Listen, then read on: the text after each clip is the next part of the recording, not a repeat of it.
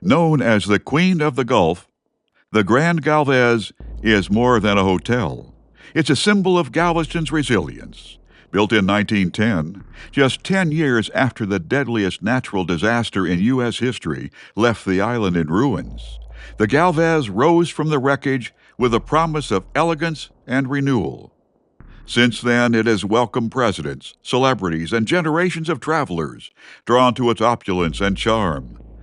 But with lodgings this grand, some guests never check out. Footsteps echo in empty halls, lights flicker without cause, sometimes a face appears in the mirror when no one is there. Hi, my name is Melissa Hall. I do the ghost tours here at the Grand Galvez. I've been doing these tours for going on 13 years. And I have to tell you, it's the highlight of my hospitality career. Mr. Stanley, I have to tell you, was one of the figures that came through. It was the very first ghost tour that I ever did. I had some ladies that actually, after the tour, went to our haunted bathrooms. They took a selfie in the haunted bathrooms, and let's just say they were waiting on me the next morning at my desk at 9 a.m. They said, Melissa, we've already been back down there. They said the only way that he would be there is if he was standing in front of us.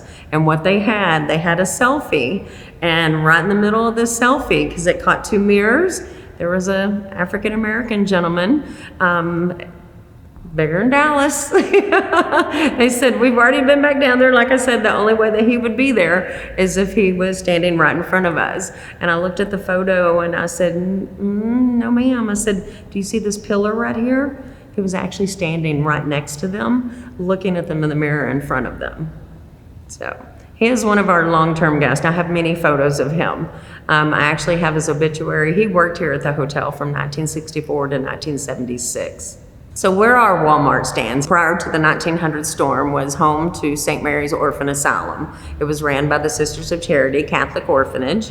There was a total of 10 nuns and a total of 93 children. Most of these children actually become orphaned there because of the yellow fever epidemic here in Galveston. So Sister Catherine, the head nun, had already made the decision that when the storm surge came through, that they were going to take refuge in the newest of the two dorms, and that was the girls' dorm. So when that storm surge did come through, that's when she made the decision that her and the other nuns were going to take clothesline, tie it around each of their waist, and tie the children to them. Unfortunately, what she thought was going to help them survive is actually what helped them meet their demise. The ropes became tangled in the underbrush. They were pulled under. Now, out of all the 93 children and the 10 nuns, there were only 3 teenage boys that survived. It is said that either they were left loose to help the children, or that they argued with the nuns and said, you will not be tying us up. But they were actually found the next day holding on to debris. So that is where the story of Sister Catherine comes. A lot of people think that we were built on top of an orphanage. That is not true. The closest orphanage to where we stand today is where the Brown Museum sits. It was actually the Galveston Orphans Home for 99 years, up until 1986 to be exact. So, we do have a resident nun here. Let's just say that she does like to make her rounds in the hotel during hurricane season. Last year, we had 2 employees that actually spotted her. One of them was heading to the bell closet down by the spa in our haunted bathrooms. Our bellman took the bell closet. He made a little turn right there, and he said he came face to face with a nun. He said, Melissa, I never moved that bell cart so fast in my life. The other was a bar back that we had, same end of the hotel, probably about 15 feet away from that exact spot. He was getting ice in one of our banquet kitchens, and as he went to turn out the light, he turned around just a little bit, and he said the nun was about 5 feet away from him. Now, one thing about the nun, when I'm talking about a nun, I'm not talking about Sally Field as in a cute nun, as in the flying nun. Both of these gentlemen, when I asked each one, what does she look like to you? Their same response was, have you ever seen The Conjuring? So that kind of, I'm good not seeing the nun. The Grand Galvez has earned its haunted reputation. Guests report elevators stopping on floors with no passengers, the brush of unseen hands, and the distant laughter of phantom children in the spa. Spectral visitors have been sighted in rooms, corridors, and common spaces throughout the hotel. The Grand Galvez is more than a luxury escape. It's a place where history breathes and sometimes whispers. So here at the Grand Galvez, we do have a little one, well, lots of little ones in white, and I refer to those as little ones from the 1900 storm. We have lots and lots of those here. But one that stands out is a little girl dressed in white that played with a red ball. Now, this little girl was seen pre and post Hurricane Ike during renovation of the spa, during the opening of the spa. You know, a lot of the construction workers as well as spa attendants would report seeing her in her little ball. I recently had a guest that stayed with us, and doing what I do, I have a few little friends. One of these little friends, his name is Bobby. He's a young one and lost his life in the 1900 storm. And he does follow me around here at the hotel. So I was actually told by a medium that Bobby woke her up in the middle of the night. Once she got presentable, he took her by the hand and guided her down to the lower level of the hotel. There, this little girl in white ran up to her and just gave her the biggest bear hug that she could give. And the medium looked down at her and she said, "Sweetie, are you lost?" The little girl said, "Yes." She said, "Did you get lost in the storm?" "Yes." "Are you looking for Mommy and Daddy?" "Yes." She said, "Sweetie," she says, "all you have to do is go towards the light." So her name was Abigail Schuler. She was the youngest of 5 children. The rest of her family lost their lives in the 1900 storm. Abigail was the little one here in white with the red ball. She is now with her family in heaven, but I have been told that she visits. So our most famous ghost that we have here at the Grand Galvez is going to be Audra, our lovelorn bride. Audra was in her mid-20s. She was engaged to a mariner who would sail in and out of the port of Galveston. Room 501 is the room that she would stay in. A full ocean view, 2 windows, you couldn't beat the view. So when it was time for his ship to come back in, she would leave room 501, take the elevator up to the 7th floor, then climb the narrow steps to the west turret. And there, sheltered from the wind, the rain, and the weather, she would keep an eye out for her fiancé's ship. Where word got back to her that there was a mighty storm at sea, that the ship went down, and all hands on deck were lost. So in her despair, she took that elevator up that one last time. This time she carried a rope with her, and she ended up hanging herself. Now the saddest part of the story is her fiancé, very much alive, showed back up to the Grand Galvez just a few short days later, looking for his bride-to-be, who unfortunately is no longer in the land of the living, but now one of our long-term, non-paying guests. We have many. She is just the most well-known. So here at the Galvez, we have a painting of our namesake and also Galveston's namesake. It's Bernardo de Galvez. Bernardo de Galvez fought in the American Revolutionary War. He won every battle that him and his Spanish forces fought up and down the Great Mississippi. He was actually promoted to colonel at the young age of 30, succeeded his father as Viceroy to Spain, which is now Mexico, and actually passed away at the ripe old age of 40. Back then, that was like living to 100.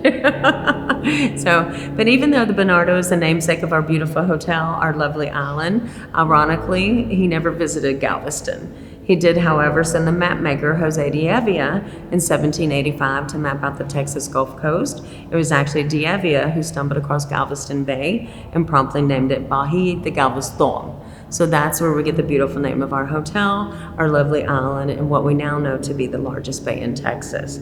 Now back to the painting of Bernardo. It is said that it is a haunted painting. It has actually been here at the hotel as long as the hotel has been here, since 1911. It was actually commissioned by residents of Galveston Island and placed in the hotel prior to it opening. So, but like I said, it is a haunted hotel. There are some tales surrounding the painting. Legend has it you must ask Bernardo's permission to take a photo.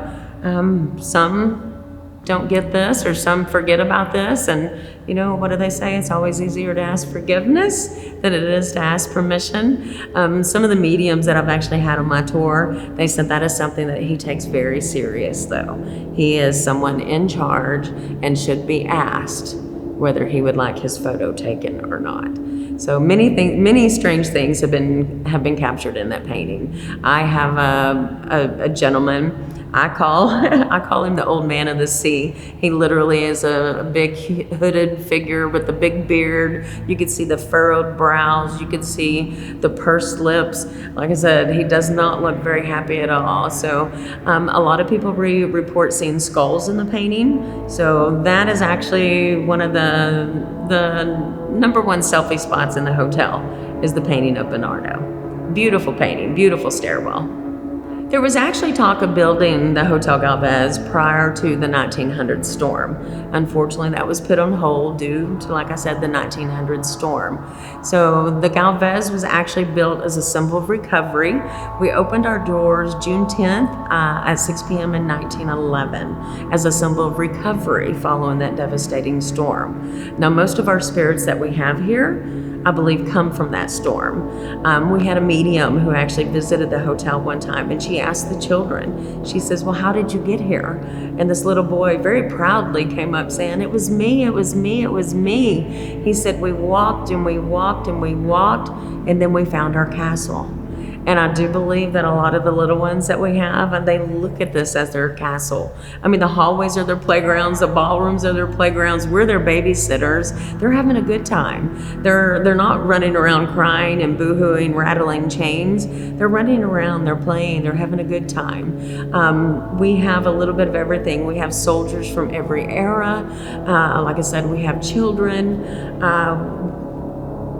You name it, we've got it. We've got animals. We have a large yellow dog that likes to hang around 521 all the way up to around 500. We have a small dog on the 3rd floor that will jump on the bed with you.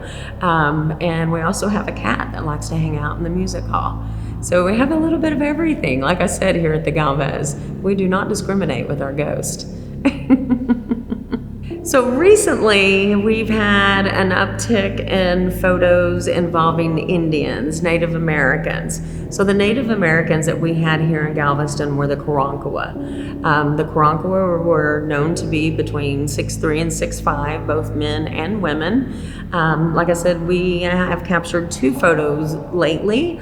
I've actually had other guests that have mentioned seeing these Indians on property, but I kind of feel like they come along the same way, the same lines that our soldiers, our children do. They actually find themselves here. They're not actually in the hotel per se because of the hotel, but it's in the land. And Native Americans and the Karankawas were part of Galveston. So, and I think that is one that has been untouched for a long time here, and suddenly they seem to be making an appearance. Galveston is a city built on layers, brick and bone, wealth and water, memory and myth. Its beauty is undeniable, but beneath the surface, something endures. Some call it energy. Others say it's the past refusing to stay silent. In a city alive with movement and noise, stories still linger in the shops of an old building, the quiet rooms of a mansion, the cold steel of a warship, and the echoing halls of a grand hotel. Maybe these places remember for us. Maybe the voices we hear are echoes of lives once lived and moments never laid to rest. And maybe, just maybe, the dead still have something to say.